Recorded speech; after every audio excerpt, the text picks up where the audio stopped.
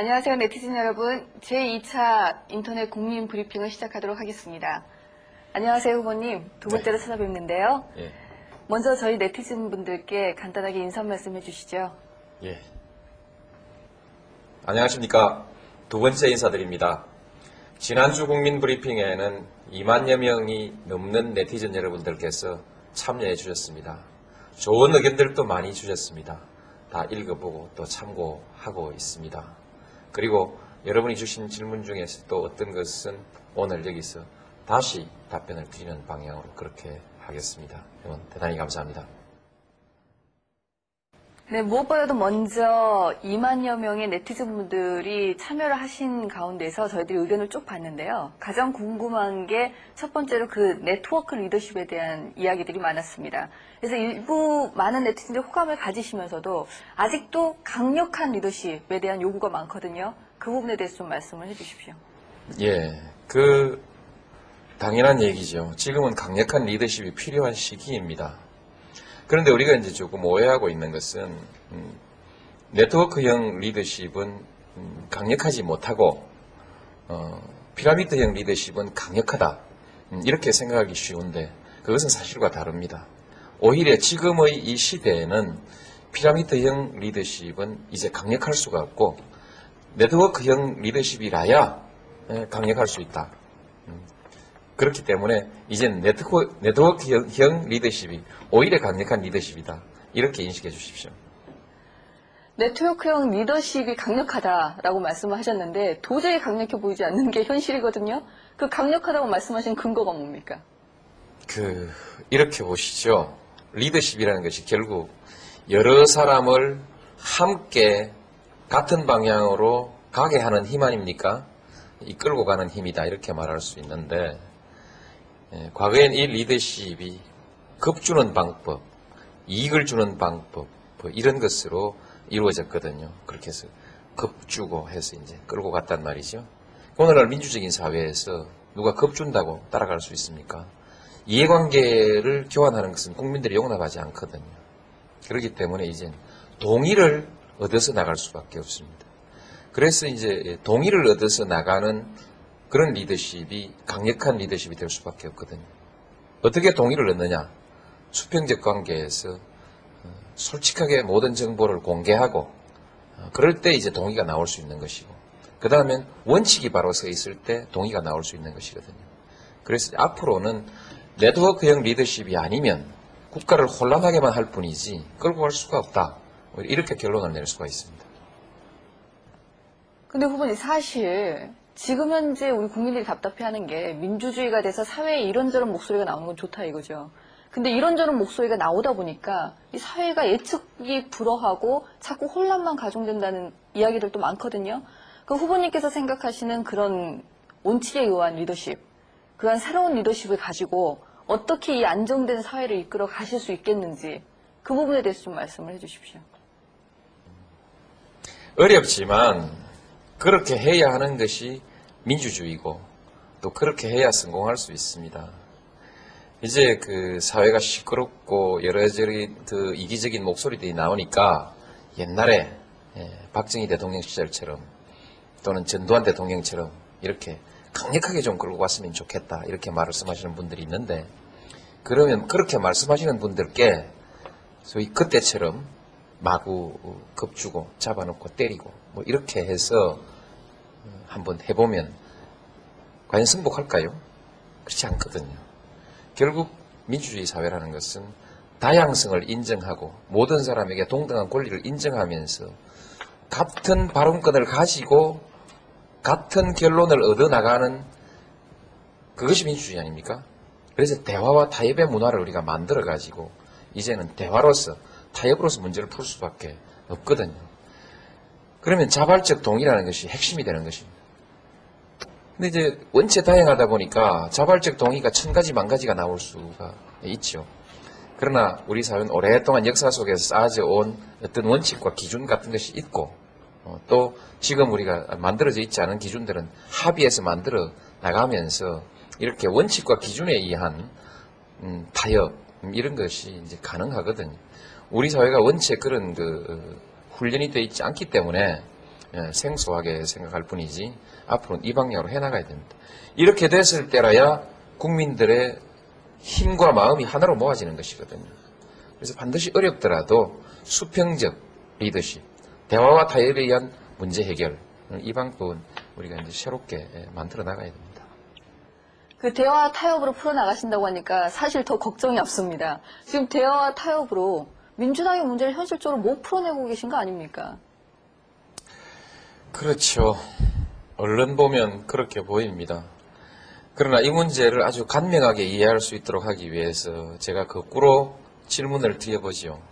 그러면 어떻게 하면 좋겠습니까? 무슨 다른 방법 있습니까? 국민들이 후보님께 답을 지금 바라고 있습니다. 그래서 이제 그래도 힘이 들어도 이 방법밖에 없다. 세상이 달라졌다. 이것을 전제하고 과연 앞으로 잘 풀릴 거냐. 이것이 이제 문제인데 이 점에 대해서 답변을 드리겠습니다. 저는 지금 당장 좀 혼란스럽더라도 곧 여러 가지로 질서가 바로 잡히게 돼 있다. 그렇게 결론부터 말씀을 드리겠습니다. 4월 28일에 제가 우리 민주당의 후보가 되고 그 다음에 우리 지도부가 뽑혔습니다. 전에 없던 새로운 지도부가 성립된 것입니다. 그러므로 기존의 당 정치 질서가 변화되는 여러 가지들의 권력투쟁이라든지 세력간 정리라든지 이런 것이 있는 것이 자연스러운 것이죠. 그런데 이제 지자체 선거가 있었고 또 8.8 보선이 있었기 때문에 소위 대외 전쟁 내지 대외 전투가 있는 상황과 비슷한 것이죠. 그런 상황이었기 때문에 모든 당내 갈등과 어떤 그 질서의 재편성의 과제가 뒤로 전부 연기된 것입니다. 중간중간 터져 나오긴 했지만 이제 8월 8일부터 소위 새로운 질서에 대한 적응의 과정이 시작된 것이거든요. 여기에서 이제 여러 정파에서 각기 자기들의 입지를 걸고 여러 가지 주장들을 해오고 있는데 이것이 하나하나 이제 토론을 통해서 또 실제로 검증을 통해서 이렇게 이제 정리되어 나가고 있습니다. 말하자면 검증하는 것이죠. 여러분의 주장대로 한번 가보자. 갔는데 안 되더라. 또 돌아오고 또다시 이 그룹의 주장대로 또 한번 가보고 안 되더라. 이런 과정들을 거치면서 점차 이제 결론이 하나로 모아져 가고 있는 과정입니다. 여기에서 좀 성급하게 아예 그 말도 안 되는 소리 하지 마시오 라고 가로막고 와락 끌고 갈 수도 있겠지만 그렇게 하면 이 문제가 동의가 얻어지지 않고 계속 시끄럽거든요. 그래서 우리가 이제 여러 가지 주장들이 토론을 통해서 또는 실천을 통해서 검증돼 가는 과정을 우리는 지켜봐야 됩니다.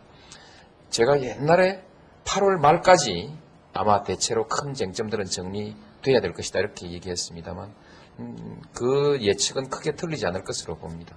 그렇게 해서 8월 말 되면 되게 1차적인 문제가 정리가 되고 그 와중에서 1차적인 문제라는 것은 그렇습니다. 경선의 문제입니다. 경선에 관한 각가지 주장. 두 번째로는 이제 합당 또는 신당 창당에 관한 여러 가지 주장들이 있었지 않습니까? 예를 들면 무슨 사자연대를 포함하는 이런 것을 하자. 아니면 좀 더 개혁적 신당을 하자. 이 방향들도 지금부터 당내에서 이제 논의가 되면서 방향이 어느 쪽으로 잡혀 나갈 것입니다. 이렇게 되면서 이제 합의가 이루어지는 것이죠. 이런 과정을 통하면 결국 일방적으로 누가 끌고 가려고 하는 것보다는 훨씬 더 높은 그런 그 동의의 수준을 만들어낼 수 있고 또 당은 힘차게 굴러갈 수 있습니다. 대통령 후보가 되셨기 때문에 국가 지도자로서 어떤 지도력을 발휘해야 되는지에 대한 고민을 많이 하셨을 텐데요. 사실 가장 강력했던 지도자 하면은 국민의 다수가 박정희 대통령을 꼽습니다. 그 박정희 대통령의 리더십이야말로 후보께서 말씀하신 리더십과 많이 틀린데 그 부분에 대해서 어떻게 평가를 하십니까? 박정희 대통령의 리더십에 대해서는 평가가 엇갈리기 때문에 우리가 성공했다 실패했다 말하기 어렵지만 그러나 분명 성공한 일면이 있습니다. 결과에 있어서 말하자면 잘 살아보세 라는 이 국민적 목표를 달성했다는 것이죠. 그럼 어떻게 해서 이 성공을 얻어낼 수 있었는가? 분석해보면, 하나는 강력하고 일관된 신념, 그것이 있었던 것 같고, 하나는 강력한 힘이 있었습니다. 말하자면, 반대를 제압할 수 있는 강력한 힘, 이것이 있었습니다. 이 두 개가 결합되면서 일정하게 소위 산업화라는 그런 성공을 거두어낸 것이죠.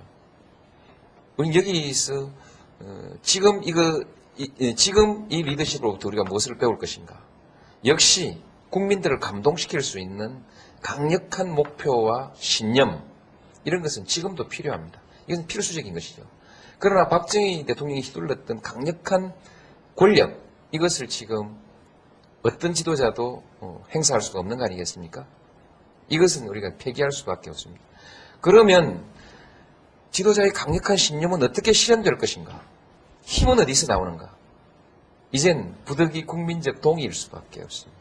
국민들이 동의하고 믿고 참여하고 협력할 때 이게 이제 강력한 리더십이 되는 것이거든요. 국민들을 하나로 묶어낼 수 있는 이 동의는 어디서 나오는가?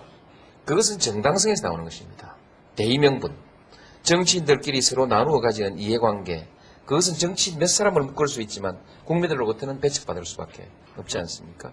몇몇 사람 스킨십 해가지고 우호적으로 잘 지낸다, 서로 정이 붙었다, 이런 것 가지고는 해결되지 않는 것이죠. 그래서 여기에 과거 박정희 대통령이 가졌던 강력한 권력에 대응하는 국민적 지지, 이것은 대의명분이다, 그렇게 생각합니다. 그래서 이런 것이 이제 점차 우리 사회의 변화에 따라서 적응하면은 한국에서도 가능하다. 소위 네트워크형으로 국민적 동의를 얻어 나가더라도 강력한 리더십은 가능하다. 저는 그렇게 믿습니다. 그럼 또 하나의 리더십으로 삼김의 리더십은 어떻게 보십니까? 이렇게 보실 수 있겠죠. 박정희 대통령이 가졌던 강력한 권력, 그 대신에 소위 반독재 투쟁을 통해서 얻어왔던 그 국민적 정당성과 지역 구도 속에서 이분들이 공천하면 소위 국회의원이 당선될 수 있고 공천하지 않으면 당선될 수 없는, 이것이 강력한 권력으로 대치된 것입니다. 그러면서 권위주의 리더십이라는 것이 만들어졌고 또 그렇게 이제 이어왔지만, 그러나 이것이 이제 지역마다 서로 분열된 평가 기준을 가지고 있었기 때문에 이것이 지역적 리더십으로서는 성공했지만 전국적 리더십을 만들어내는데 성공하지 못했던 것이죠. 요컨대 어떻든 공천권과 강력한 지역의 선택, 이것이 이제 하나의 리더십의 근거가 된 것이 삼김 시대의 리더십이다. 대화와 타협에 대한 리더십 말씀하셨는데, 솔직히 민주주의가 되면서 대화와 타협 너무나 많이 듣는 이야기고, 누가 하든 대화와 타협은 해야 될 것 같거든요. 그래서 후보께서 생각하시는 후보님의 리더십의 핵심을 대화와 타협으로 말씀하셨는데, 그 부분이 타 리더와 틀리게 후보께서 대통령이 되셨을 때 더 잘할 수 있다는 그런 보장이 어디 있습니까? 얘기를 하다 보니까 상당히 이론적으로 깊이 들어와 버렸는데, 조금 전에 이제 저의 리더십을 대화와 타협의 리더십으로 이렇게 주장한 것으로 그렇게 질문하셨는데, 맞습니다. 그러나 한편으로는 제가 지금까지 계속 주장해왔던 것은 원칙의 리더십이었거든요. 결국 대화와 타협이 성공하는 것과 원칙이 어떤 관계가 있는가? 작은 몇 사람끼리 모일 땐 그 사이에서 정서가 맞으면 됩니다. 서로 친해지면 모일 수 있죠. 또 그 사이에서 이해관계가 맞으면 적당하게 또 결합될 수 있고 함께 갈 수 있습니다. 그러나 이제 사회가 아주 복잡해지고 이렇게 됐을 땐 단순한 정서, 단순한 이해관계를 가지고 이렇게 전부를 함께 묶어낼 수도 없고 또 함께 할 수도 없습니다. 이럴 때 다양한 이해관계, 다양한 의견, 여기서 발생되는 많은 갈등들을 조정하는 방법은 뭐냐? 그것이 바로 우리가 만들어 가지고 있는 기준이죠. 어떤 것은 법이라는 이름으로, 어떤 것은 그 사회의 관행이라는 이름으로 이렇게 만들어져 있습니다. 이것을 우리가 원칙이라고 얘기하는 것이죠. 이 원칙을 충실히 따라가는 가운데 이제 대화와 어떤 합의가 이루어지는 것이죠. 내가 말하는 대화와 타협은 결국 민주주의에 있어서의 결론을 얻어가는 방법인데, 이 대화와 타협이 성공하기 위해서는 반드시 원칙을 가지고 있어야 된다는 것이죠. 그래서 원칙만이 대화와 타협을 성공시킬 수 있는 중심적인 어떤 그 기준이다. 이렇게 말할 수 있습니다. 그래서 제가 원칙 리더십을 항상 말씀드리는 것이고 또 그것이 대화와 타협의 성공의 요체다. 이렇게 주장해 온 것입니다. 원칙을 강조하다 보니까 포용력이 떨어지는 거 아니냐라는 비판을 하면서 일각에서는요. 이인재 의원에 대해서 삼고초려를 하시지 왜 가만히만 계시냐라고 하는 비판도 있거든요. 이 부분은 어떻게 생각하십니까? 네, 원론적으로 얘기한다면 타협은 언제나 해야 하지만 그렇다고 원칙을 훼손해서는 안 된다. 원칙을 범위 안에서 한다. 뭐 이렇게 말할 수 있습니다. 그러나 이제 구체적으로 질문이 됐으므로 이제 그에 대해서 답변을 드린다면 제가 안 찾아간 것도 아니고요. 주변 사람들에게 또 제 주위에서 저를 돕는 분들이 나서서 여러 가지로 중재를 시도했었습니다. 제가 하지 않은 것은 꼭두 새벽에 그분 댁 앞에 가가지고 뭐 30분씩 1시간씩 기다리는 그런 연출을 하지 않은 것 아닌가. 그 외엔 여러 가지 대화의 시도를 했다는 점을 밝혀드리고 싶고요. 그 다음에 이제 우리가 대화를 하더라도 우리 민주당이 가지고 있는 가치나 기본적인 가치나 또는 우리가 지켜나가야 될 어떤 그 원칙, 게임의 룰 이런 것들은 대화의 타협의 대상으로 이렇게 할 수가 없다는 점도 이제 아울러 말씀을 드리고 싶고요. 삼고초려를 말씀하셨던 것 같은데요. 네. 중국의 고사들이 이제 우리한테 많은 그 참고가 되는데, 그러나 그것도 시대에 따라 그 내용들이 달라집니다. 춘추전국 시대를 배경으로 하는 그 열국지 같은 데서 보면은 사람들은 자기의 재능을 완전히 어떤 거래의 대상으로 상품 거래하듯이 거래하고 다니는 모습이 나옵니다. 그래서 거기에서는 권모술수와 승리가 당연한 것이고 정의로 이렇게 표현되어 있죠. 그 다음에 이제 초한지에서는 항우와 유방이라는 두 사람의 리더십의 아주 인격적 특성이 아주 대립적인 것이고 거기에 어떤 가치의 대결보다는 사람의 리더십 스타일이 아주 잘 대비되어 나오는 그런 고사죠. 그 다음에 이제 삼국지에 오면은 유현득과 제갈공명의 사이가 이제 아주 좋은 사례가 되는데 중요한 것은 유현득은 소위 말해서 인재를 사고 파는 대상으로 삼지는 않았습니다. 대의명분을 가지고 대의를 위해서 함께 하자는 어떤 것을 내걸고 가치를 내걸고 공명을 설득했죠. 그렇게 해서 동지가 된 것입니다. 그리고 유현득도 많은 사람들을 이렇게 포용하려고 했지만 그러나 아무한테나 삼고초려한 것은 아니고 바로 제갈공명만큼 대의명분을 함께하고 또 천하의 경륜을 가진 인물에게 삼고초려한 것이죠. 저도 좋은 분들 있으면 삼고초려도 하고 사고초려도 하고 이렇게 할 생각입니다. 네. 아까 원칙의 리더십 말씀하셨는데요. 그럼 후보님께서 생각하시는 원칙이란 게 뭡니까? 그렇죠. 원칙 그것은 제가 내용을 지어낼 수 있는 것이 아니고 우리 국민들이 이미 가지고 있는 합의입니다. 그것을 우리가 상식이라고 말하기도 하죠. 상식. 우리가 이제 요 근래 와서 히딩크가 아주 스타가 됐는데 성공한 리더로서의 스타 아닙니까? 그죠? 히딩크가 뭐 했냐? 상식을 실천한 것입니다. 다른 분들도 다 알긴 알았는데 실천 못 했거든요. 히딩크는 그 당연한 상식을 실천했기 때문에 그는 성공한 것입니다. 그래서 상식이 가장 중요한 원칙이고 문제는 실천해 나가는 것, 그것이 성공의 조건이다 이렇게 생각합니다. 제가 원칙 하니까 원칙이 당신 무슨 전세 낸 거냐, 특허 낸 거냐, 이렇게 생각할 수도 있겠습니다만 이 점은 중요합니다. 결국 원칙을 실천하지 못한 것은 여러 가지들의 복잡한 이해관계와 정실이 끼어있기 때문에 실천하지 못한다는 것이거든요. 그런데 이제 제가 그동안 정치를 하면서 손해를 보면서 제 갈 길을 갔지 않습니까? 그러니까 결국 원칙을 실천한다는 것은 몰라서가 아니고 이해관계를 무릅쓰고 손해보면서 희생하면서 갈 수 있는 용기와 결단이 있느냐 없느냐, 말하자면 신념을 가지고 말하자면 밀어붙일 수 있는 그런 결단이 있느냐 이거죠.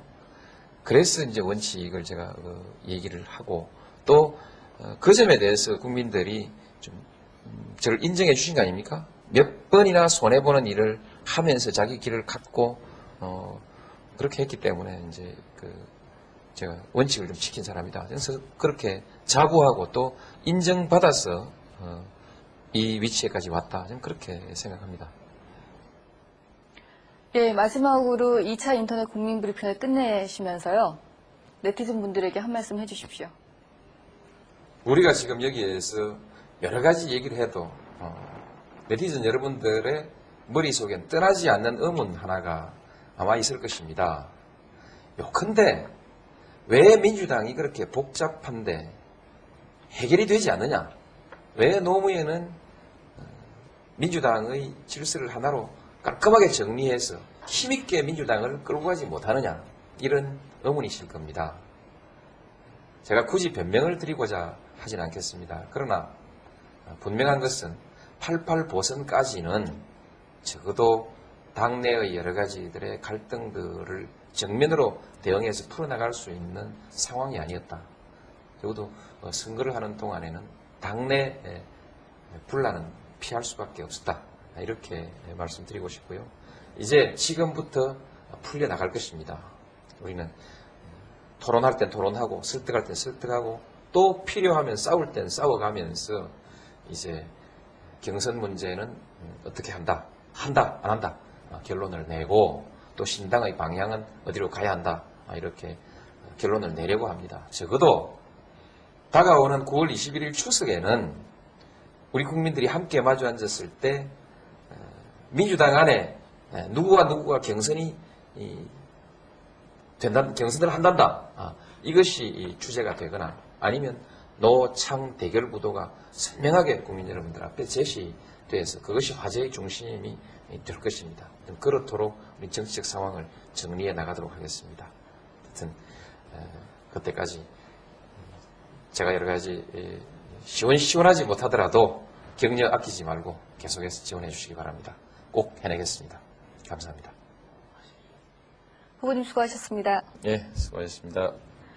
네, 오늘은 노무현 후보님과 지도자의 리더십에 대한 이야기를 나눠봤습니다. 앞으로도 인터넷 국민 브리핑 네티즌 여러분들 많은 사랑 부탁드리겠습니다. 감사합니다.